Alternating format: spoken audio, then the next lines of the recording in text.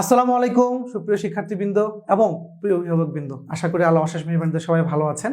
একটি গুরুত্বপূর্ণ বিষয়ে কথা বলবো, কিছুটা রাগ ক্ষোভ এবং অভিমান থেকে। সেটা হচ্ছে যারা এসএসসি অর্থাৎ সেকেন্ডারি স্কুল সার্টিফিকেট 2025-এর পরীক্ষার্থী, অর্থাৎ আসন্ন 2025 সালের 10 এপ্রিল থেকে যাদের পরীক্ষা, তারা ইতিমধ্যেই টেস্ট পরীক্ষা শেষ হয়েছে, অনেকের ফলাফল হয়েছে, আলহামদুলিল্লাহ ফর্ম ফিল আপ চলছে। তো ইতিমধ্যে আমরা লক্ষ্য করছি কিছু কিছু শিক্ষা প্রতিষ্ঠান, বেশ কিছু শিক্ষা প্রতিষ্ঠান এক প্রকার জোরপূর্বক মডেল টেস্টের নামে শিক্ষার্থীদের কাছ থেকে মোটা অঙ্কের টাকা নেয়ার চেষ্টা করছে, যেটা অনেক শিক্ষার্থীর ক্ষেত্রে বা অনেক পরিবারের ক্ষেত্রে অনেক বেশি চাপ। কারণ অনেক পরিবার আছে যে পরিবারে বাবা মার 4-5 স্কুল গোয়িং বা অন্তত 3-4 স্কুল গোয়িং শিক্ষার্থী রয়েছে। নতুন বছর আসছে, সে বাচ্চাটিকে যখন পরবর্তী ক্লাসের জন্য সে ভর্তি করাবে, সেশন চার্জের নামে 12,000, 13,000, 15,000 পর্যন্ত টাকা নেওয়া হচ্ছে। তো আমার মনে হয় 5ই আগস্টের পরিবর্তিত প্ল্যাটফর্মের বর্তমান যে বাংলাদেশ, যেখানে আমরা বৈষম্যহীনতার স্বপ্ন দেখি, আমরা আগামীর কথা বলি, আমরা প্রজন্মের কথা বলি, আমরা শতাব্দীর কথা বলি। তো আগামী প্রজন্মের কাছে দায়বদ্ধতার জায়গা থেকে আজকের এই ভিডিওটিতে আমি বলতে চাই, প্লিজ শিক্ষার নামে যে বাণিজ্য, এটাকে বন্ধ করুন প্লিজ। আপনারা সর্বোচ্চ যদি ইচ্ছা থাকে যে আপনার শিক্ষার্থীদেরকে আপনারা মডেল টেস্ট নেবেন, যেন তারা ভালো ফলাফল করে এবং বোর্ড পরীক্ষায় ভালো করে, বোর্ড পরীক্ষায় ভালো করলে আপনার প্রতিষ্ঠানের সুনাম হবে, তাহলে আপনি তো এটা নিজ দায়িত্বেই পরীক্ষা নেবেন। সর্বোচ্চ আপনি যেটা করতে পারেন, তার কাছ থেকে সেই খাতাটার দাম নিতে পারেন, কোশ্চিনটা প্রিন্টের দাম নিতে পারেন, বা খাতা কোশ্চিন তারা বাড়ি থেকে আনলো, অথবা আপনারা এটা সেন্ট্রালি অ্যারেঞ্জ করতে পারেন। কিন্তু মডেল টেস্টের নামে 4,000, 5,000, 6,000 করে টাকা নেওয়া, তাহলে কোনো প্রতিষ্ঠানে মোটামুটি তো 1,000-1,200 শিক্ষার্থী আছে, তো তার কাছ থেকে আপনারা 4-5 হাজার করে মডেল টেস্টের টাকা নিচ্ছেন, তাহলে এখানে কত টাকার বাণিজ্য হচ্ছে?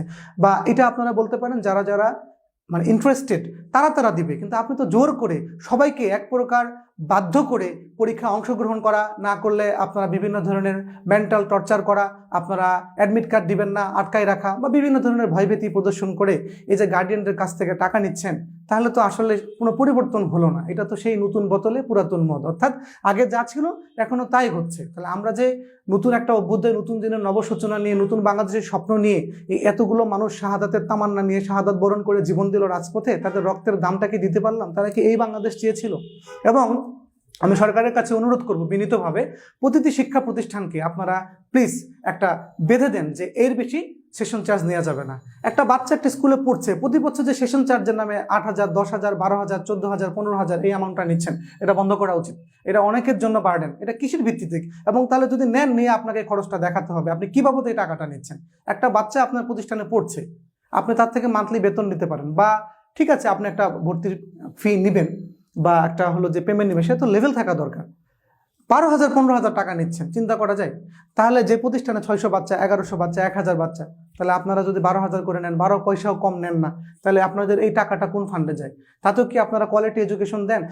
আপনারা যদি এত টাকা দিয়ে বাচ্চাটাকে ভর্তি করেন বছরের শুরুতে, তাহলে এই মডেল টেস্টের নামে আবার 4-5 হাজার টাকা নেওয়ার খেলা কেন? বোর্ড ফি ছাড়া কোনো ফর্ম ফিল আপের টাকা নেওয়া উচিত না। শুধুমাত্র কেবলমাত্র বোর্ড ফি ছাড়া কোনো শিক্ষার্থী অভিভাবকের উচিত না। তা আমি মনে করি আবার একত্রিত হবেন, যেখানে বৈষম্য, যেখানে এ ধরনের কোনো অসঙ্গতি দেখবেন, সেখানেই আমাদের বিদ্রোহ চলবে, এবং সেখানেই আমরা আমাদের কণ্ঠকে উচ্চকিত করে সকল অন্যায়ের বিরুদ্ধে আমরা আমাদের প্রতিবাদকে উচ্চকিত করব সবসময়।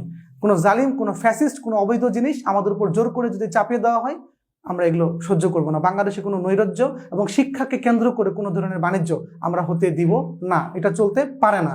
শিক্ষা আমাদের মৌলিক অধিকার, এবং শিক্ষাকে সকলের জন্য সুনিশ্চিত করতে হবে, এবং এই সমস্ত শিক্ষক যারা নামের কলঙ্ক বা যে ব্যবসা যারা করেন শিক্ষাকে কেন্দ্র করে, এটাকে দূরীভূত করতে হবে।